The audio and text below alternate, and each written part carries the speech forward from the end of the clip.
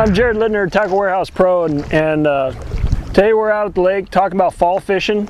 You know, we're in the last week of September, starting to cool down, and what the fish are doing this time of year is they'll come off the main body and they'll start funneling back, following the balls of bait into the arms of the lake. For instance, here we got a major bay in this lake, and there's a well-defined creek channel that kind of snakes its way back in here. And what I'm doing is I'm just taking a 3/4 ounce jig and basically making big long hops with it. The reason I'm doing that is because the fish are active, they're chasing bait. You know, the water temp's still like 68, 70 degrees.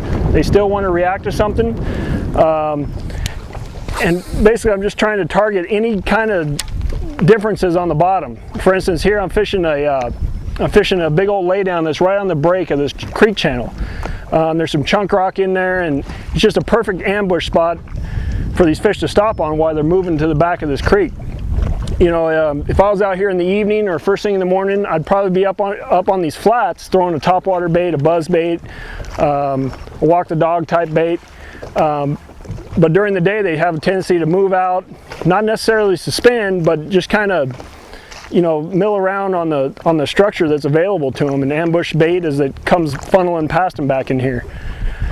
You know, another really good choice is a deep diving crankbait, a Muscle Deep 15, a DD 22. You know, and really try to get those fish to react. I just went over that big old stump. Should have been a fish. A lot of times, you know, you can fish through an area and different angles, you'll get bit. There's one right there. Popped it off that piece of wood and one ate it.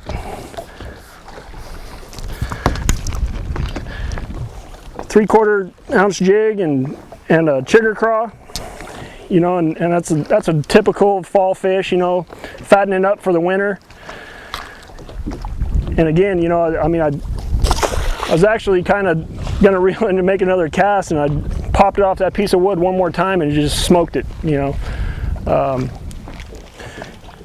know, another go-to bait for a lot of guys this time of year is like a Carolina rig.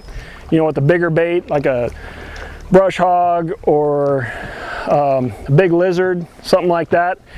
Because really, what these fish are doing is they're still in feeding mode after summer. And you know, when all this bait, like I said, is pushing their way back, they're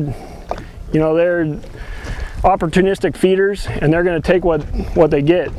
So, you know, it's a really great time of year to fish.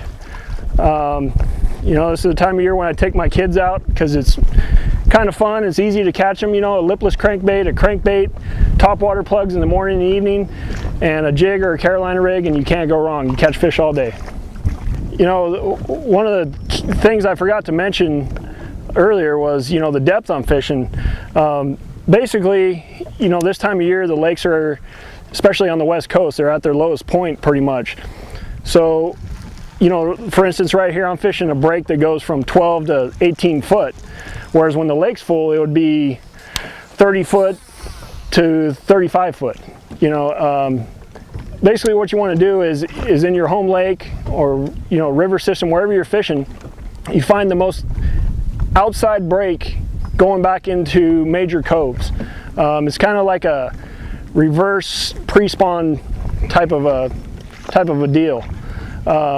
You know, the bait choices I like for my jig, I have two kind of colors I throw. One is like a smoke or a shad color football head jig if the water's kind of clear, because they are keying in on bait fish. And the other is just, you know, your standard green pumpkin, you know, natural looking crawfish color of a jig. You know, especially out here, the lakes this time of year tend to get kind of clear, so you don't want something that's too gaudy and that, you know, that kind of match the hatch type of deal. But you know, it's always good to experiment and find different things, because not everything is written down in a book.